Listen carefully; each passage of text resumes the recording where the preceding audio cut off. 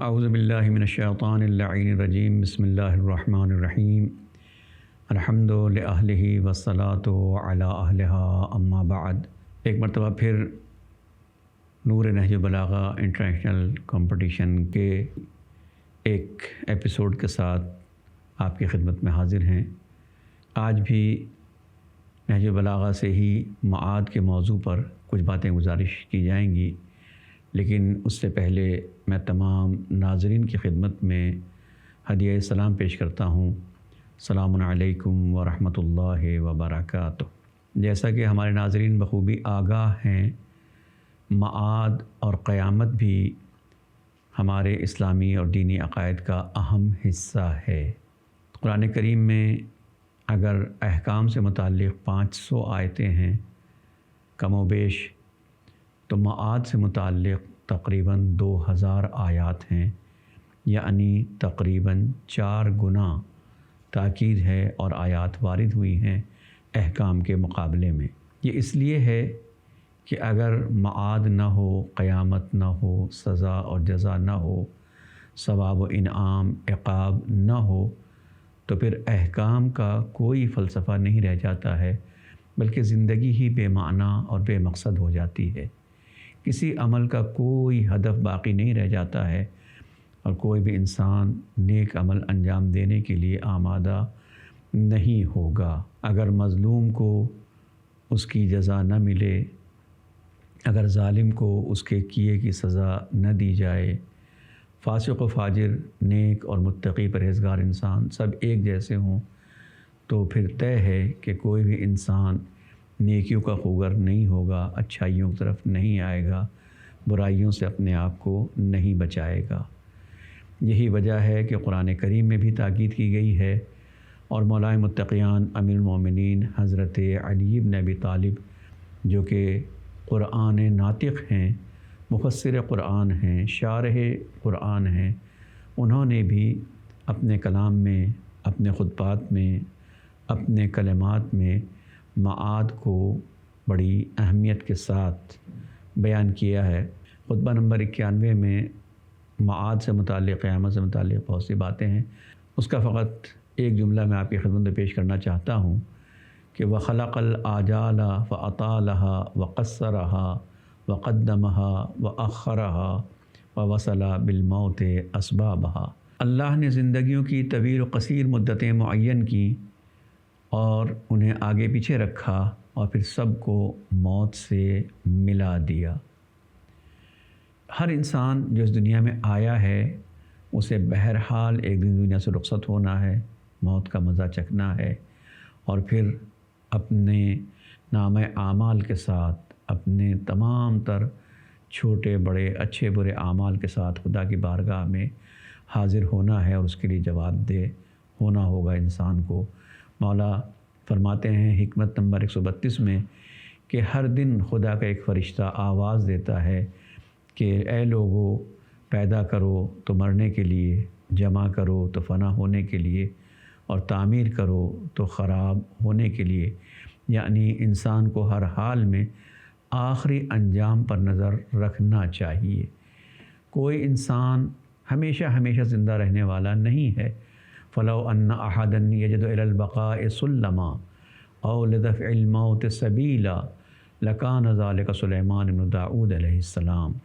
اگر ہمیشہ باقی رہنا اور موت کو ٹالنا ممکن ہوتا، تو اس کے لیے سب سے زیادہ حقدار جناب سلیمان تھے، کہ ان کے لیے جن و انس دونوں کو مسخر کر دیا گیا تھا، اور پھر نبوت و تقرب الہی کا شرف بھی حاصل تھا۔ لیکن جب انہوں نے اپنے حصے کی غذا استعمال کر لی اور اپنی مدت بقا کو پورا کر لیا، تو فنا کی کمانوں نے موت کے تیر چلا دیے۔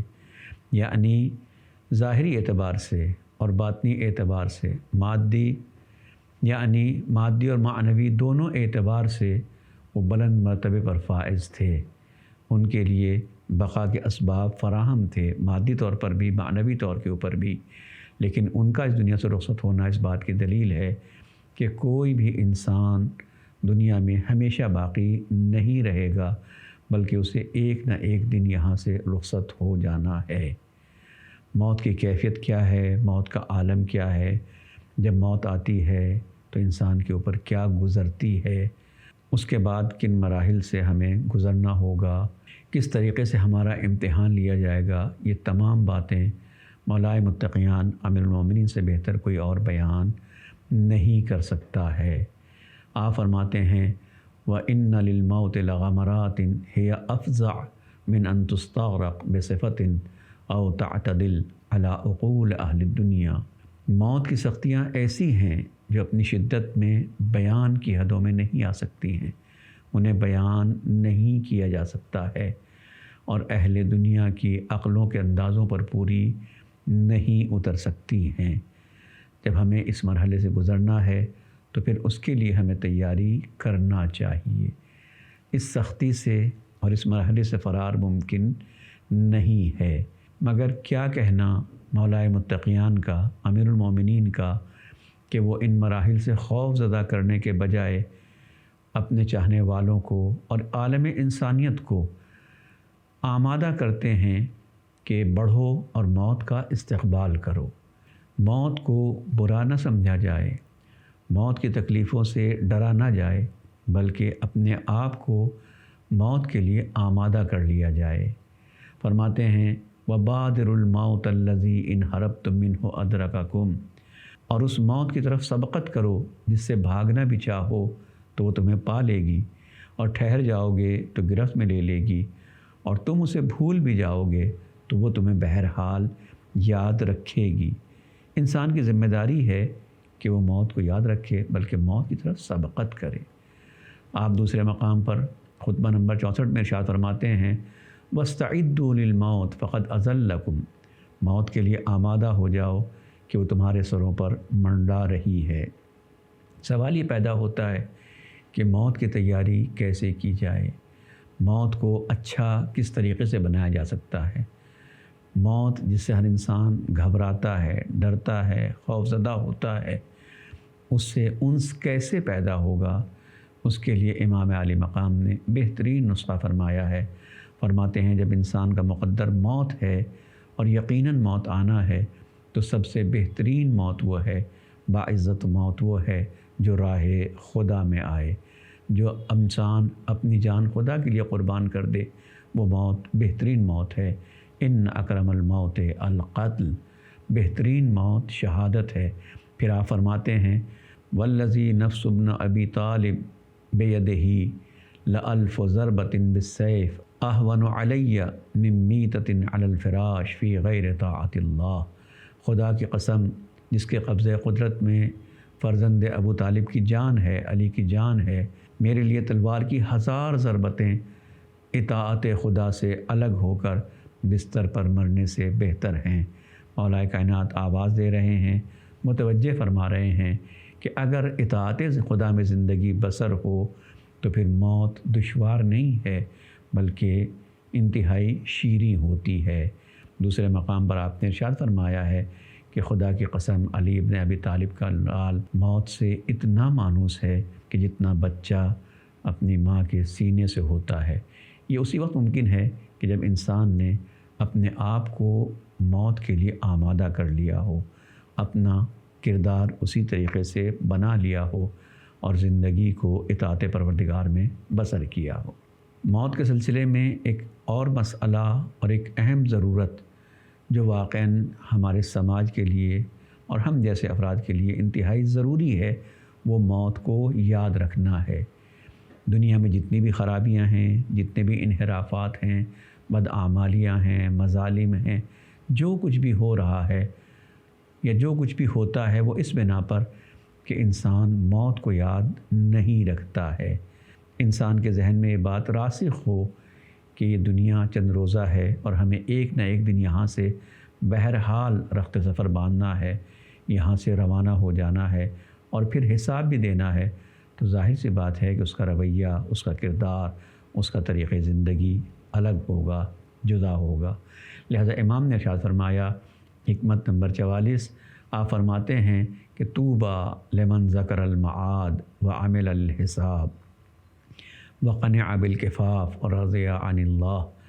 خوش نصیب ہے وہ انسان، خوشا بحال اس شخص کے جس نے آخرت کو یاد رکھا، حساب کے لیے عمل کیا اور بقدر ضرورت پر قانع رہا اور اللہ سے راضی رہا۔ دوسرے مقام پر آپ ارشاد فرماتے ہیں، حکمت نمبر 280، من تذکر بعد السفر استعد، جس انسان کو یہ یاد ہوگا کہ طویل سفر درپیش ہے وہ تیاری بھی کرے گا۔ اپنے فرزندوں کو آپ نے نصیحت فرمائی ہے، وصیت فرمائی ہے، میرے لال موت کو برابر یاد کرتے رہو اور ان حالات کو یاد کرتے رہنا جن پر اچانک وارد ہونا ہے اور جہاں تک موت کے بعد جانا ہے، تاکہ وہ تمہارے پاس آئے تو تم احتیاطی سامان فراہم کر چکے ہو اور اپنی طاقت کو مضبوط بنا چکے ہو اور وہ اچانک تم پر قبضہ نہ کر لے۔ یہ خط نمبر 31 جس میں آپ نے اپنے فرزندوں کو اور اپنے بیٹوں کو وصیت فرمائی ہے، اس کا حصہ ہے جس میں بھی اس چیز کو یاد دلایا گیا ہے، تذکرہ کیا گیا ہے۔ اس کے علاوہ بھی متعدد مقامات کے اوپر موت کو یاد کرنے کی تاکید کی گئی ہے۔ دیگر ائمہ ہدیٰ نے بھی اس چیز کا تذکرہ کیا ہے کہ اگر انسان واقعاً موت کو یاد رکھے گا تو پھر زندگی کی رنگینیاں اور یہ آسائشیں اسے گمراہ نہیں کر سکیں گی، غلط راستے پر نہیں لے جا سکیں گی۔ معاد سے ہی متعلق ایک اہم مرحلہ جس سے ہر انسان کو گزرنا ہے اور جس کے لیے تاکید کی گئی ہے کہ اپنے آپ کو آمادہ کرو، وہ موت اور قیامت کے درمیان کا مرحلہ ہے جسے برزخ کہا جاتا ہے۔ نامعلوم کتنے افراد ہیں جو ہزاروں سال پہلے اس دنیا میں آئے اور رخصت ہو گئے۔ آج بھی ہم دیکھتے ہیں کہ مسلسل اموات ہوتی ہیں، لوگ دنیا سے رخصت ہو رہے ہیں، جا رہے ہیں۔ نامعلوم یہ سلسلہ کب تک جاری رہے گا۔ یہ طے ہے کہ ابھی حساب و کتاب نہیں ہے، ابھی صرف قبر کی منزل ہے۔ انسان کو اپنی لحد میں جانا ہے، قبر میں سونا ہے اور انتظار کرنا ہے اس دن کا کہ جسے روز حساب یا قیامت کہا جاتا ہے۔ اس درمیانی زندگی کو برزخ کہا جاتا ہے۔ برزخ یعنی موت اور قیامت کے درمیان کا فاصلہ۔ یہ کتنا طویل ہوگا، اس کی کیفیت کیا ہوگی، اس کا اندازہ ہم جیسے افراد نہیں لگا سکتے ہیں، نہ اس کو ہم سمجھ سکتے ہیں۔ اگر ائمہ ہدیٰ مولا کائنات نے اس کو بیان نہ کیا ہوتا تو ظاہر سی بات ہے ہمارے لیے اس کی رہنمائی نہ ہو پاتی، ہم اس کو نہ سمجھ پاتے۔ خطبہ نمبر 20 میں برزخ کے مرحلے کو بیان کیا گیا ہے۔ مولا فرماتے ہیں، فَإِنَّكُمْ لَوْ قَدْ عَايَنْتُمْ مَا قَدْ عَايَنَ مَن مَّاتَ مِنْكُمْ لَجَزِعْتُمْ وَهَلِئْتُمْ وَسَمِعْتُمْ وَأَطَعْتُمْ۔ یقیناً جن حالات کو تم سے پہلے مرنے والوں نے دیکھ لیا ہے، اگر تم بھی دیکھ لیتے تو پریشان و مضطرب ہو جاتے اور بات سنتے اور اطاعت کرنے کے لیے تیار ہو جاتے۔ وَلَٰكِن مَحْجُوبٌ عَنْكُمْ مَا قَدْ عَايَنُوا، لیکن مشکل یہ ہے کہ ابھی وہ چیزیں تمہارے لیے پس پردے حجاب ہیں۔ وَقَرِيبٌ مَا يُطْرَحُ الْحِجَاب، اور ان قریب یہ پردہ اٹھنے والا ہے۔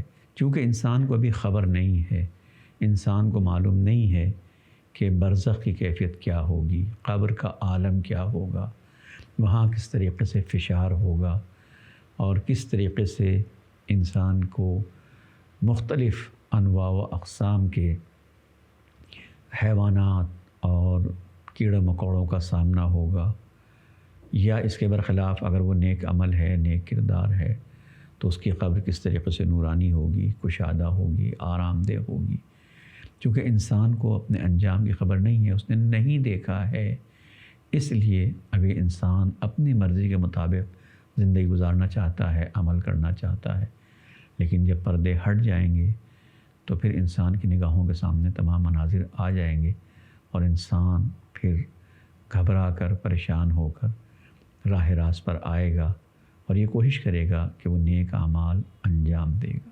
مولا متقیان متوجہ فرما رہے ہیں، نہج البلاغہ میں جگہ جگہ کے اوپر یہ اشارہ موجود ہے، یہ تذکرہ پایا جاتا ہے کہ یہ دنیا ہمارے لیے منزل نہیں ہے، بلکہ ہمارے لیے فقط ایک گزرگاہ ہے، ایک سرائے ہے۔ ہمیں یہاں سے گزر جانا ہے۔ اس مرحلے سے گزرنا بھی ضروری ہے۔ یہ مرحلہ اس لیے ہے تاکہ ہم یہاں رہ کر اپنی آخرت کے لیے سامان فراہم کر سکیں، وہاں کے لیے کچھ توشہ اور زاد راہ بھیج سکیں۔ امام ارشاد فرماتے ہیں ایھا الناس انما الدنیا دار و مجاز والآخرت دار و قرار۔ یہ دنیا فقط گزرگاہ ہے، آخرت ہے جو ٹھکانہ ہے، جو منزل ہے جہاں انسان کا قیام ہوگا، جو انسان کی منزل آخرت ہے۔ لہٰذا اس گزرگاہ سے فخذوا من ممرکم لمقرکم، اپنی گزرگاہ سے اپنی قیام گاہ کے لیے، اپنے ٹھکانے کے لیے کچھ سامان لے کر آگے بڑھو، اور اس کے سامنے اپنے پردہ راز کو چاک مت کرو جو تمہارے اسرار سے باخبر ہے۔ وَأَخْرِجُوا مِنَ الدُّنْيَا قُلُوبَكُمْ قَبْلَ أَن تَخْرُجَ مِنْهَا أَبْدَانُكُمْ، قبل اس کے کہ اس دنیا سے تمہارے بدن نکلیں، اپنے دل کو اس دنیا سے نکال لو، اس کی محبت کو ختم کر دو۔ فَفِيهَا اُخْتُبِرْتُمْ وَلِغَيْرِهَا خُلِقْتُمْ، یہ دنیا صرف اس لیے بنائی گئی ہے کہ یہاں تمہارا امتحان ہو، یہاں تمہیں آزمایا جائے، حالانکہ تم خلق کیے گئے ہو کسی اور دنیا کے لیے، کسی اور سرا کے لیے۔ ائمہ ہدیٰ کی تعلیمات کے مطابق، نہج البلاغہ کے ارشادات کے مطابق، یہ دنیا صرف اس لیے ہے کہ انسان یہاں سے اپنی آخرت کا سامان فراہم کر سکے۔ دنیا کا تذکرہ صرف بطور ممر ہے، گزرگاہ ہے، اس کے برخلاف قیام آخرت کا تذکرہ تفصیل کے ساتھ ہے، اور اس عنوان سے ہے کہ وہاں تمہارا ٹھکانہ ہے، وہی تمہاری منزل ہے۔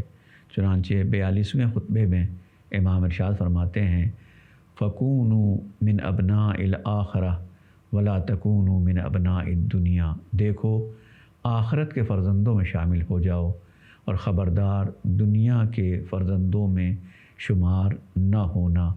فَإِنَّ كُلَّ وَلَدٍ سَيُلْحَقُ بِأَبِيهِ يَوْمَ الْقِيَامَةِ، اس لیے کہ قیامت کے دن ہر انسان، ہر بیٹا اپنے باپ سے ملحق کیا جائے گا۔ ہمارے سامنے دو راستے ہیں، ہمارے لیے دو امکانات پائے جاتے ہیں۔ ہم اس دنیا میں رہ کر دنیا کے بندے بن جائیں، دنیا کے فرزند بن جائیں، صرف دنیا کمانے کی کوشش کریں، یا پھر یہاں رہ کر آخرت کے لیے ہم کمائیں۔ جس طریقے سے ہمارا یہاں عمل ہوگا، رویہ ہوگا، قیامت میں یا قیامت کے بعد آخرت میں ہمارے ساتھ ویسا ہی برتاؤ کیا جائے گا۔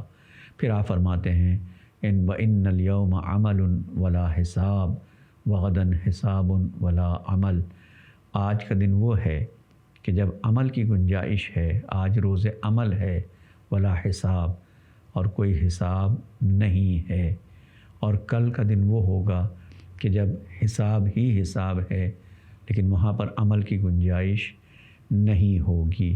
لہٰذا انسان کو یہیں اسی دنیا میں رہ کر اپنی آخرت کے لیے عمل بھیج دینا چاہیے اور زاد راہ فراہم کر لینا چاہیے۔ اس کے علاوہ امیر المومنین نے برزخ کے ساتھ ساتھ قیامت کے احوال کا بھی تذکرہ کیا ہے کہ وہاں کیا کیفیت ہوگی، ہر شخص نفس نفسی کے عالم میں ہوگا، اور کس طریقے سے سخت حساب لیا جائے گا، اور اس حساب سے ہمیں گزرنا پڑے گا۔ بارگاہ خداوندی میں دعا ہے کہ امیر المومنین کے صدقے میں ہمارے لیے ان منزلوں کو آسان قرار دے، قبر کی منزل، برزخ کی منزل اور قیامت کی منزل کو آسان قرار دے، اور ہمیں آخرت میں اہل بیت اطہار علیہ السلام کا قرب نصیب ہو، اور ہم دنیا میں بھی اسی طریقے سے زندگی گزاریں جس طریقے سے ائمہ خدا چاہتے ہیں۔ بالخصوص امیر المومنین اپنے چاہنے والوں کو دیکھنا چاہتے ہیں۔ والسلام علیکم ورحمۃ اللہ وبرکاتہ۔